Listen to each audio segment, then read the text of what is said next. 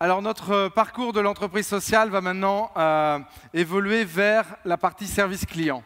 Alors c'est une partie qui me tient à cœur puisque j'ai rejoint Salesforce en 2008 à travers l'acquisition de la société qui était une société française qui développait la technologie qui est maintenant au cœur de l'offre Service Cloud de Salesforce. Et le Service Cloud, qui est l'offre de service client, est aujourd'hui non simplement le deuxième plus gros produit en termes de revenus chez Salesforce, mais le leader sur son marché. Et nous avons au cours des 4 dernières années acquis d'extraordinaires références. Une des références sur laquelle nous aimerions partager aujourd'hui est le leader du jeu, Activision, filiale de Vivendi, détenue à 52% par le groupe Vivendi, donc un lien avec une entreprise française. Aujourd'hui, Salesforce a plus de 20 000 sociétés qui fonctionnent sur le Service Cloud, dont les 3 plus grosses entreprises de jeux au monde, qui sont Zynga, Electronic Arts et Activision, le leader. Ces entreprises représentent des millions de gamers qui, tous les jours, sont connectés à travers le réseau sur leurs jeux.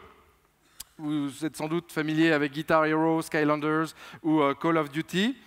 Activision, c'est pratiquement 5 milliards de dollars de chiffre d'affaires, 8 000 employés, et une entreprise qui travaille en temps réel, puisque les jeux évoluent tout le temps. C'est un domaine extrêmement compétitif. Et surtout, ces jeux étant en réseau, eh bien, quand les serveurs du réseau ont des problèmes, ou le réseau lui-même a du problème, eh bien, le trafic, les dizaines de millions de joueurs connectés, instantanément, sont routés sur le service client. Donc c'est un métier de volume et de temps réel en termes de service client. Donc j'aimerais partager avec vous une vidéo sur l'utilisation que fait Activision du service cloud.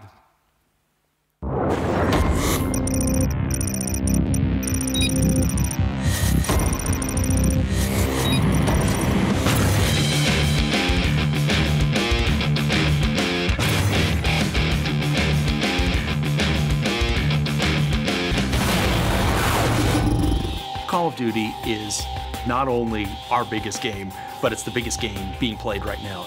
Millions of people, as we speak, are playing Call of Duty. We've been making video games basically for the past 25 years, everything from Pitfall all the way through a game like Skylanders and Call of Duty, some of the biggest games that are in the business today. This particular year, one of the big game changers for us was to launch a completely new social experience. Going to be a big shift for me as a CIO. It's really enabling the organization to collaborate quickly, to share information quickly, and to give people the tools to do that. That's what I see as a big part of making sure that I enable the social enterprise.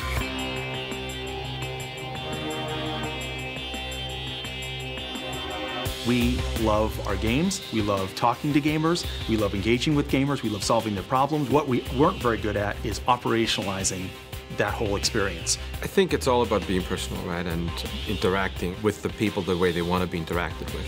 I personally don't like calling somewhere. I just hate hanging on a phone. Salesforce is going to give us the ability to not just take phone calls, but also interact with our gamers in ways that work for them. May that be Twitter, Facebook, or an email. And I like that this is going to be in one place, but for me it's also a lot how we work together internally.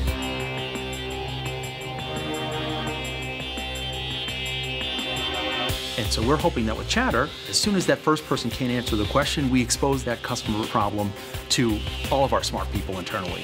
And we believe this swarming aspect for escalations is going to help solve problems faster. And ultimately, when we patch games and we provide updates to the games, that it's based on actual real problems that we're hearing from gamers. By being a social enterprise and having greater insights into our individual customers, we're going to be able to tailor specific games for you.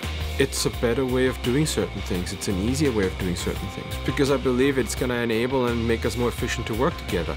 The future looks good for us.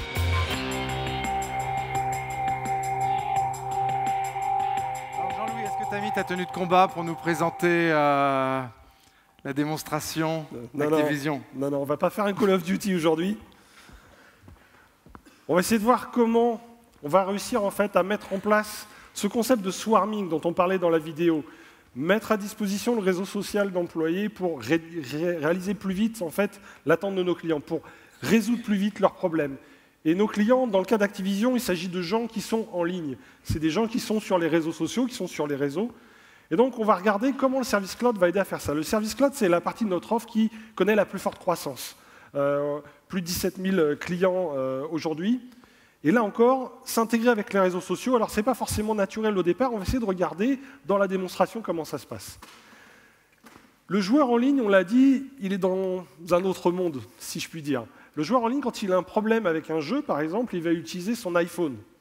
Et avec son iPhone, il va prendre une application, on l'a vu dans la vidéo, l'application qui a été développée pour Call of Duty, et depuis son iPhone, il va dire, voilà, j'ai tel ou tel problème avec le jeu. Il va communiquer avec ce média. Donc ça, c'est un premier canal d'information. Un deuxième canal d'information, c'est également Twitter. Twitter, aujourd'hui, c'est plus de 250 millions de tweets par jour concernant les jeux d'Activision. Évidemment, Activision ne peut pas ignorer cet environnement, ne peut pas ignorer ce canal de communication. C'est Twitter, mais c'est également Facebook. 1,5 million de fans sur la page corporate. C'est énorme. Et là aussi, sur Facebook, l'information, elle est en temps réel, elle est publique. Dès que quelqu'un a un problème avec un jeu et qu'il le poste sur Facebook, toute la planète sait qu'il y a un problème. D'accord ? L'information, elle va vite, l'information, elle est publique. Device mobile, Twitter, Facebook, mais le monde du joueur, c'est le monde de la vidéo. Son langage, c'est la vidéo, c'est donc pas très étonnant de retrouver également ces personnes-là sur YouTube. Et on va prendre l'exemple ici de quelqu'un qui, sur YouTube, a enregistré assez simplement une petite séquence vidéo qui décrit le problème qu'il a dans le jeu. Et cette personne va me le faire savoir sur YouTube. Et maintenant, tout l'enjeu pour Activision, c'est se dire, voilà, j'ai des gens qui utilisent leur iPhone, leur application, j'ai des gens qui sont sur Twitter, Facebook, YouTube. Comment je ramène tout ça dans mon univers? Comment je réduis cette fracture de la social enterprise dont Alex vous parlait tout à l'heure? Donc on va aller ensemble dans le call center d'Activision. Je suis Grégoire, et Grégoire est un analyste support chez Activision. Il utilise le Service Cloud, et le Service Cloud va lui donner un accès très simple à toutes les informations dont il a besoin.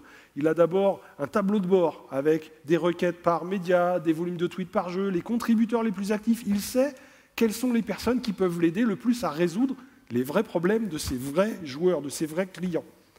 Et puis, au niveau des onglets, il va retrouver l'ensemble des canaux de communication, alors des canaux de communication traditionnels comme l'email ou le téléphone, des canaux de communication comme ceux qu'on vient de décrire, les réseaux sociaux, le Live Agent, qui va également nous permettre d'interagir en direct et en live donc avec les utilisateurs.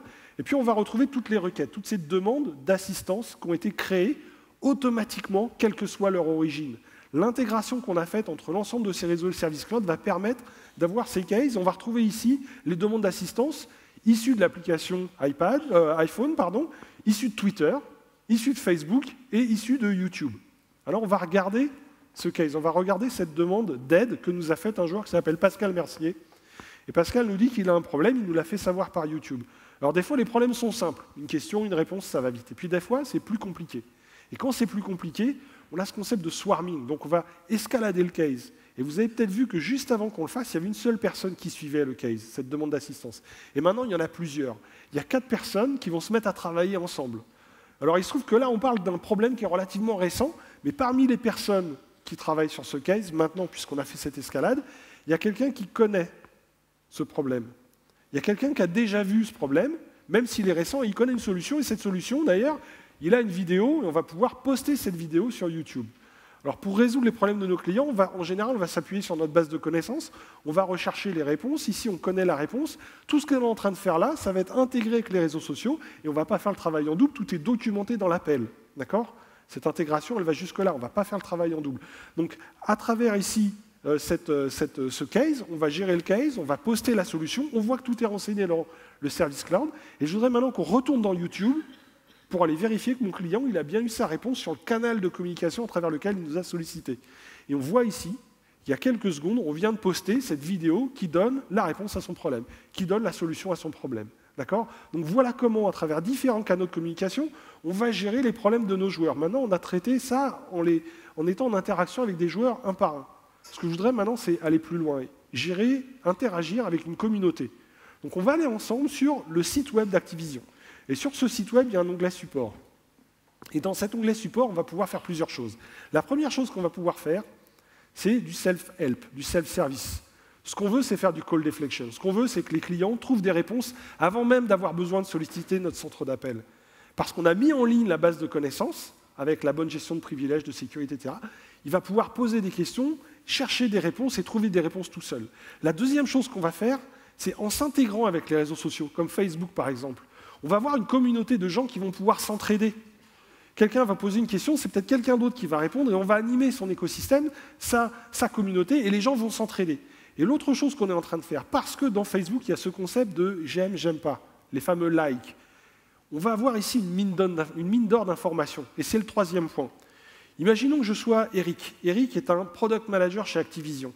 On voit quelqu'un qui poste quelque chose. On voit qu'il y a plus de 400 personnes qui s'intéressent à ce poste. On voit qu'il y a 134 personnes qui se disent « oui, ce serait vraiment une bonne idée de mettre ça dans la prochaine release ». Mon product manager, il peut prendre la bonne décision. Il est proche de ses utilisateurs. Il connaît leurs attentes. Voilà comment le service cloud va aussi aider Activision à être plus compétitif en fournissant des jeux qui sont plus proches des attentes de ses clients. D'accord ? Alors, on a vu différents canaux de communication, on a vu comment gérer une communauté. Maintenant, ce que je voudrais qu'on fasse, c'est qu'on retourne dans notre call center et qu'on regarde ce qui se passe avec des canaux de communication traditionnels, comme l'email ou le téléphone. Parce que même quand on s'appelle Activision, parfois, on reçoit un coup de téléphone. Que se passe-t-il quand Activision reçoit un appel? Grâce à l'intégration avec Vocalcom, dont on vous a parlé ce matin dans le pré-show, le système automatiquement reconnaît le numéro et reconnaît la personne qui vous appelle. L'agent qui est en ligne sait avec qui il communique. Et tout de suite, vous avez le profil complet, le profil social de cette personne. Vous avez notamment les conversations sociales. Sur quel sujet est-ce que cette personne est en train de communiquer? Les produits qu'il utilise, on sait quelle console il utilise, on sait quel jeu il utilise. On a toutes les informations pour que l'agent soit efficace. D'accord? Alors ici, on reçoit cet appel de ce joueur, Olivier, qui nous dit qu'il a un problème. On va donc créer le case. On va créer la demande d'assistance. Alors c'est extrêmement simple, on va créer cette demande. Là encore, on va chercher une solution. On va utiliser par exemple la base de connaissances. Et puis on va vouloir fournir la réponse à notre client. Comment on lui fournit cette réponse? On lui envoie un PDF avec attaché à un email? Non, non. On l'a dit, les joueurs, leur univers, c'est la vidéo. On va essayer de faire quelque chose de plus efficace. On va faire une session FaceTime. En faisant une session FaceTime, on va tout de suite être en interaction, en live, avec notre client, avec notre joueur, dans un univers qui est le sien, l'univers de la vidéo. On va tout de suite être en interaction et on va essayer d'être plus rapide pour traiter son problème. D'accord? Donc on va aller se connecter avec ce client. Je me dépêche, le client n'attend pas. Bonjour, vous avez un problème avec un de nos jeux? Oui, je jouais à Skylander et ça ne marche plus aujourd'hui. D'accord, ça ne marche plus. Vous pouvez me montrer un message d'erreur? Oui. Est-ce que vous voyez ma télé? Oui, oui, je comprends ce que c'est le problème. Vous pourriez me montrer comment c'est branché, s'il vous plaît? Oui, alors voilà mon setup. Vous voyez? Ouais, les câbles. D'accord, je comprends. Vous allez prendre le câble USB et vous allez le brancher, voilà, sur le port USB en façade de la console. Voilà. Très bien. Et maintenant, vous allez remettre la figurine sur le socle. Voilà. Ok. Le Spyro sur le Portal of Power. Ah, bah oui. Voilà. Ça marche. Maman, j'ai réussi. Super. Dites bonjour à la maison de la mutualité. Bonjour la mutualité. Merci beaucoup. Voilà. Le service cloud, c'est la capacité à adresser tous ces canaux. C'est la capacité à gérer une communauté, c'est la capacité même à être plus compétitif en étant plus proche de ses clients, de sa communauté, et évidemment travailler ensemble pour résoudre plus vite les problèmes de ses clients. Merci beaucoup de votre attention. Merci pour cette présentation, Jean-Louis. Pour parler de l'aspect service client, nous avons avec nous Antoine de Kervillers, qui est le responsable informatique de la compagnie aérienne Corsair, bien connue en France. Alors, le marché de Corsair, le marché de l'aérien est en pleine transformation aujourd'hui. Quelles sont les grandes tendances?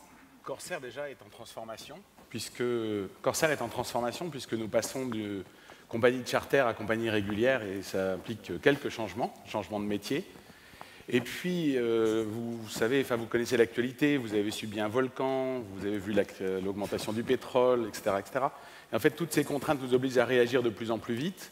Nos clients nous contactent par toutes sortes de moyens qu'ils ont à leur disposition. Ils sont habitués chez Activision et chez d'autres à les utiliser. Et il faut qu'on réponde. Et il faut qu'on réponde dans un laps de temps extrêmement court, parce que le délai entre maintenant où vous me posez la question et votre vol est très court, et vous n'admettriez pas que la réponse donnée à l'aéroport ou la réponse donnée sur Twitter ou par mail soit différente. Donc, il nous faut cette vision à 360 degrés de notre client. Alors, pouvez-vous nous faire part du voyage avec Salesforce ou des différentes étapes du projet avec Salesforce? Comment avez-vous commencé? Quels ont été les grands piliers de votre projet Salesforce chez Corsair? Le démarrage est assez classique. On a 17 ou 18 bases de données clients différentes qui sont hétérogènes, pas interconnectées, etc. Et un certain nombre de logiciels qui avaient passé leur date d'expiration de plusieurs mois, voire années. Donc il fallait tout remettre. La solution était facile à mettre en œuvre parce qu'il fallait tout refaire, donc il n'y avait pas tellement de conservation d'existant, donc on avait un champ vide devant nous et la possibilité de choisir ce qu'on voulait. Salesforce s'est imposé parce que ça nous permettait rapidement, le temps était une contrainte assez forte, de déployer dans le monde entier, sur toutes nos escales, et que ce soit des gens de Corsair qui l'utilisent ou des partenaires externes, de déployer une solution qui couvrait très vite tous nos besoins et qui nous offrait une foultitude d'opportunités au travers des réseaux sociaux, au travers des fonctions et des apps qui existent dans Salesforce. Alors, en tant que responsable informatique, j'imagine que vous êtes posé toutes les questions traditionnelles par rapport à un déploiement cloud, la sécurité, l'intégration avec le back-office. Donc, est-ce que vous pouvez nous faire part de ce processus de réflexion, de décision et votre vision de l'homme de l'informatique?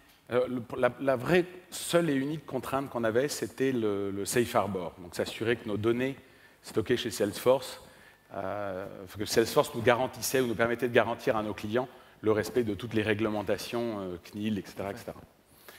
Ensuite, en termes de sécurité, en fait, on a un gros contrat groupe avec Dell. On a discuté avec Dell qui nous a dit la sécurité de Salesforce nous convient. Et on s'est dit que si ça convenait à Dell, ça devait convenir à Corsair. On n'a pas les moyens de faire des études approfondies à ce niveau-là. Et en fait, on a résolu nos deux principaux problèmes de cette façon-là. Ensuite, en termes de déploiement, on est allé extrêmement vite, et ce qui a été la plus grande surprise des utilisateurs. Et aujourd'hui, ça serait un peu prétentieux de dire qu'on les attend, mais ils ne nous attendent plus. Ce qui est une nouveauté pour l'informatique. C'est une grande nouveauté pour le métier pour de l'informatique. Tout à fait. On a plutôt l'habitude d'être attendu que d'attendre. Alors, quel est le premier retour d'expérience des utilisateurs Corsair? Alors, ce qui est très intéressant dans votre métier, c'est que vous avez à la fois les employés de Corsair, mais les gens qui travaillent dans les escales, qui ne sont pas du tout employés de Corsair, mais qui représentent votre marque au niveau de l'expérience client. L'agent qui vous accueille au comptoir de Corsair à Montréal, par exemple, n'est pas un employé de Corsair, et il est important qu'il vous donne le même niveau d'information et le même accueil que l'agent d'Orly, qui lui est un employé de Corsair. Donc ça, c'était un élément très important, de pouvoir leur donner une vision, la même vision du client, quel que soit l'endroit où le client va se présenter. Et ça, pour ça, nos utilisateurs sont très contents d'avoir à la fois cette façade-là et la façade web, où sur notre site internet, là aussi, les informations sont les mêmes. Il n'y a plus d'interface, d'interconnexion, de synchronisation et autres choses qui fonctionnaient en fait pas très très bien. Très bien. Donc, quel est votre retour d'expérience en tant que directeur informatique dans l'expérience Salesforce? Extrêmement positif, et on continue à développer. On met en production en ce moment notre outil de gestion de campagne. Dans quelques semaines, les applications B2B. Et c'est un autre des intérêts, c'est que maintenant, on est capable de dérouler très rapidement sur une plateforme qui est déployée. Et on va pouvoir aller très vite. Et là, même peut-être précéder nos utilisateurs. Je vous remercie en tout cas d'avoir fait part de votre expérience aujourd'hui. Merci beaucoup, Antoine.